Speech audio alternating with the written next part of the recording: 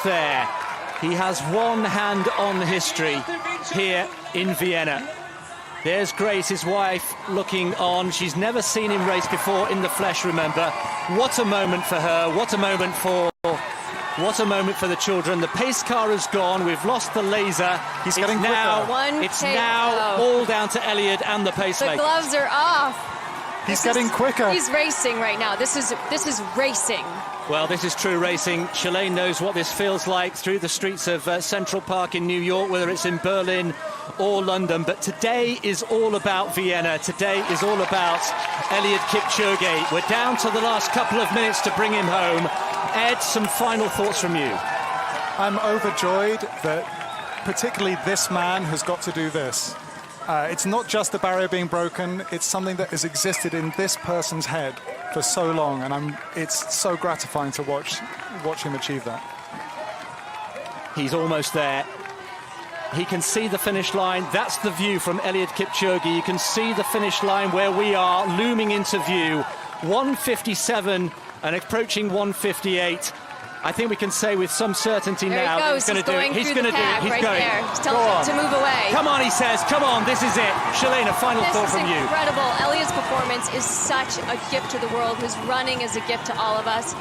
I feel so blessed to be here today. I hope everyone can hear me smiling through this microphone right now. I cannot stop smiling. 500 meters to go. He has the Hauptallee to himself. All the pacemakers have let him go. As Ed said, he is sprinting into the history books here. They're cheering him on.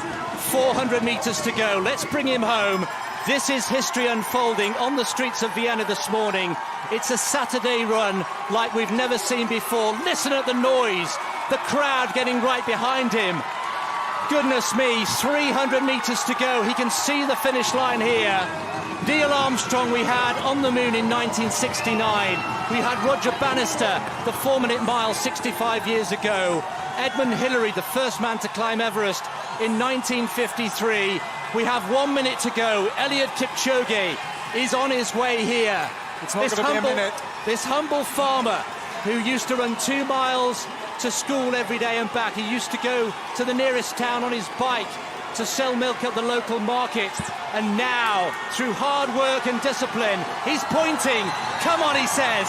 Eliud Kipchoge has the hand of history on his shoulder.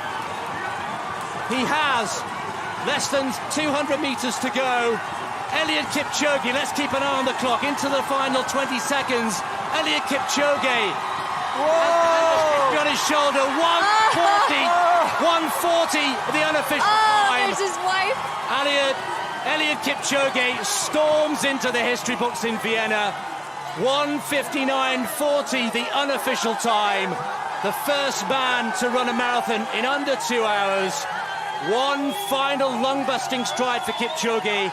One giant leap for human endeavor. And you know, Kipchoge was right. No human is limited. And now he can celebrate. He has done it. And to Roger Bannister, Neil Armstrong, Edmund Hillary, we can now add the name of Eliud Kipchoge. Shalane, sum it up for us. I would like to just thank Eliud for sharing his gift with the world, with us today in the City of Dreams. He created an absolute masterpiece that will never be forgotten. Ed. That was absolutely beautiful. That last kilometer was absolutely beautiful, with his teammates cheering him on from behind. He's now been held aloft by all of his teammates. There's thousands of people with cameras who want to hug him. There's a Kenyan flag. It's pandemonium at the finish line. He's gone crazy. You wouldn't have thought he'd just run a marathon. No, he looks phenomenal. There are people crying in the crowd. Well, there was a very carefully choreographed plan for the finish, but that's completely been ripped up and thrown out of the window because Eliud Kipchoge is on. He's still got energy. How on earth do you have the energy to run like this after running at 13 miles an hour for 2 hours? There you can see the unofficial time. We may take a minute or two to make that the official time, but 1:59.40.2 is the unofficial time. Comfortably inside 2 hours, and the Olympic champion The world record holder, the greatest marathon runner the world has ever seen, is now in the history books. And they are going berserk right in front of our commentary position here. We could just see his physio, his long-time physio. Crying.